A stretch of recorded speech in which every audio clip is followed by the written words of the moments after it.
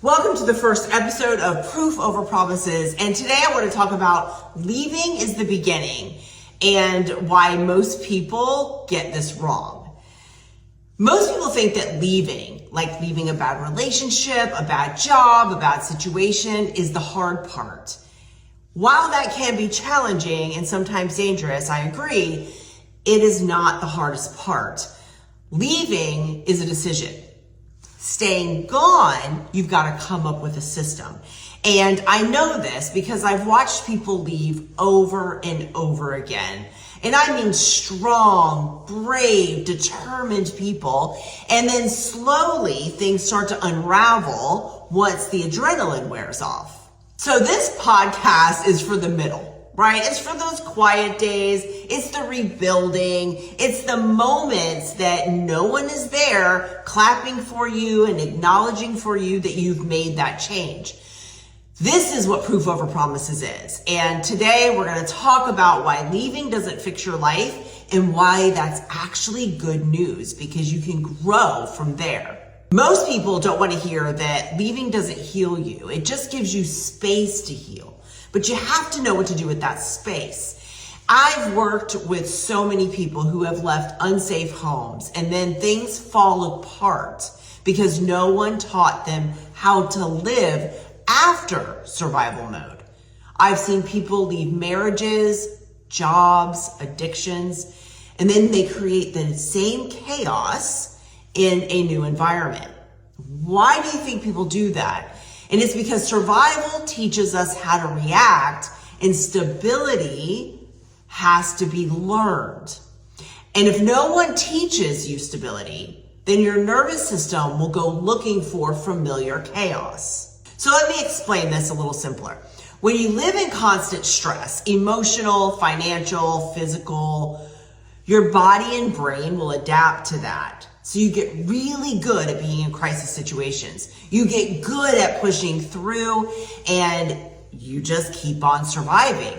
But survival skills do not automatically turn into life skills because stability always requires routines, predictability, follow through, and sometimes really boring consistency. And most people have never practiced that. So this is why people leave something bad and still feel unsettled. It's not because they made the wrong choice. It's because no one told them the truth, right? That leaving is not the finish line. It's actually the starting point. And rebuilding isn't about motivation. It's about things that you put into place in your life to support you when the motivation and the cheering disappears. So health, money, self-perception, and boundaries, these are all learned skills, not personality traits.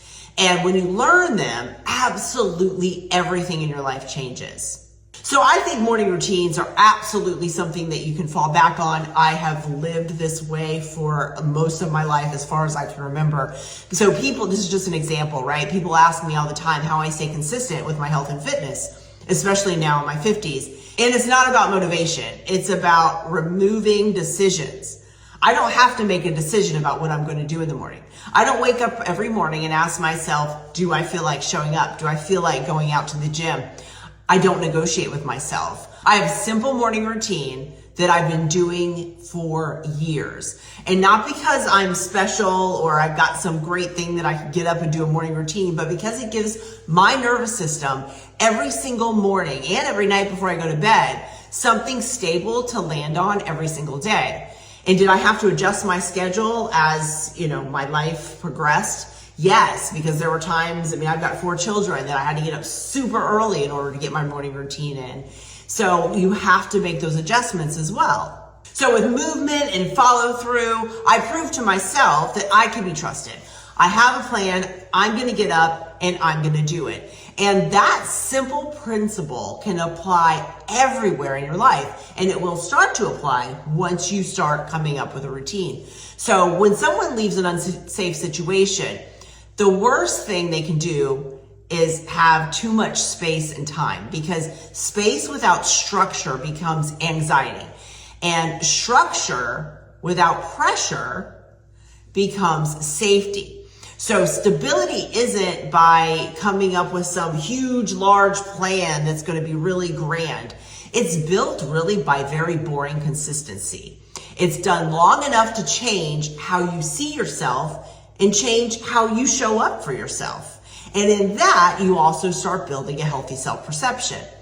That's what self-perception is. And once that shifts, the behavior starts to follow, the confidence, the self-esteem, the structure around your life. Okay, so let's end this episode by talking about one non-negotiable that you can do for daily proof to yourself. So it's not 10 habits. We're not going to make a vision board. You're not going to have a personality overhaul. It's going to be one thing that you do every single day, no matter how you feel, that proves to you that you can follow through. One thing we do with our survivors is we have them send us via text 5 things they're grateful for every single morning. Every single morning. Always making their bed. Absolutely. Maybe you're going to do those things and go for a walk, drink water, and you're going to write down your spending that you're going to do for the day. Like, something has to be a non-negotiable. Always start with the 5 things you're grateful for. Absolutely. And always make your bed. If you want to send me the 5 things you're grateful for every day, I would love to see them. So it doesn't matter what it is. It matters that you keep the promises to yourself, because confidence isn't built by thinking differently. It's built by doing what you said you would do, especially when it's boring. Remember, leaving a bad situation is only the beginning, and you can start to build stability. You have to build stability. And I will be here to walk the road side by side with you. This podcast is in support of Hopeful Handbags, global nonprofit, where we assist survivors of domestic abuse and their children to safety, health, wellness, and long-term financial stability. Hopeful Handbags Global is an official 501c3 registered organization based out of the state of Florida in the United States that began in 2017. Each country is registered officially on their own with one big, same, huge mission and job. Every donation that comes in, monetary or in kind, stays in the donated area so that it can help your community. If you would like to get involved in Hopeful Handbags, please reach out and go to our website, hopefulhandbags.org. That's HOPEFULL, 2 L's, like full of hope. And as we say at Hopeful Handbags, together we are stronger, and never underestimate the power of hope.